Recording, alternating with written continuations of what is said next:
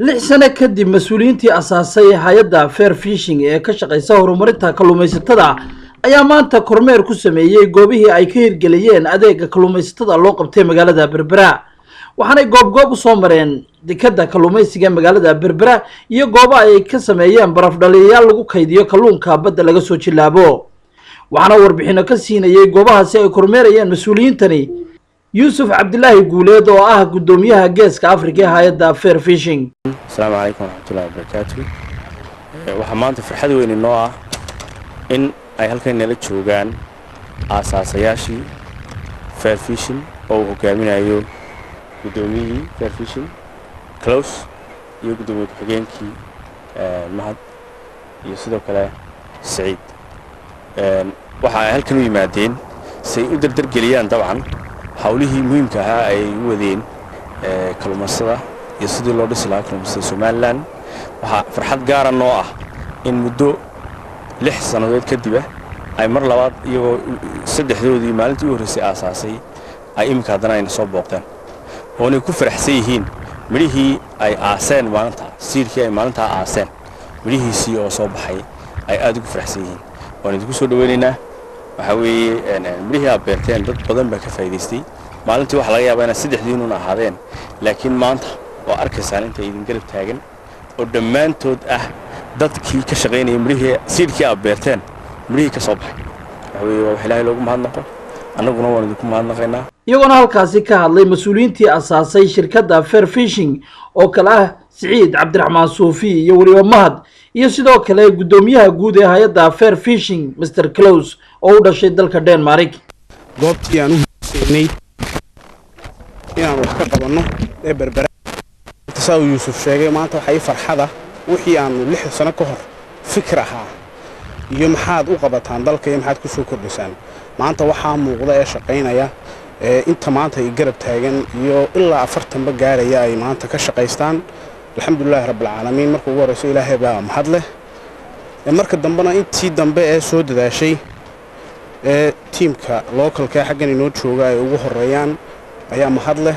waxaan rajaynayaa oo aan hindisaynaa imaka shaqada xaggan ay joogto inaanu ka sii ballaarino gobol walba oo dalka aanu gaarsiino waxaanu qabanay wax ka sii fiicanba ayaanu imaka ku riyoon karaynaa. markii hore riyay ahayd riyadii waanu ka mid dhalanay imikana riyada dambe waxa weeye in la ballaariyo hawshan gobol kasta la geeyo oo cid walba oo maanta sheeganaysa kalluumaysato ama company rabta inay ka ganacsato inay ka faa'iideysato.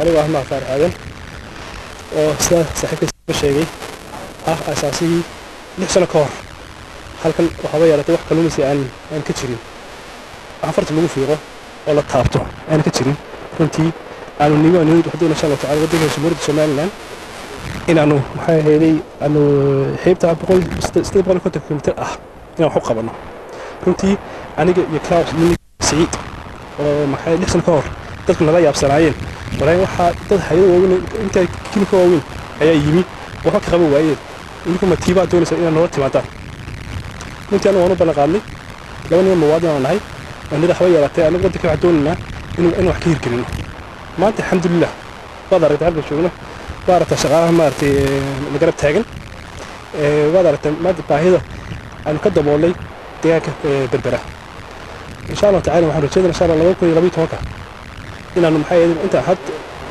intaan halka maanta aanu gaarsiinay inaan ka sii labalaayo maanta boqolkan laakiin insha Allah ta'ala waxaan rajaynayaa haddii la ka dhigo in ugu yaraan bishii 200 tan ay soo maraan shaqaalaha ay hadii u taagan aan fasax lahayn ma jimcan lahayn ee doonayaan insha Allah in waddanka wax qabtaan ana ku taageerno haddii qurbaha ka yimi ee doonayaan insha Allah in waddankan aan soo kicino. Thank you for a lot of Danish companies to Somaliland to build up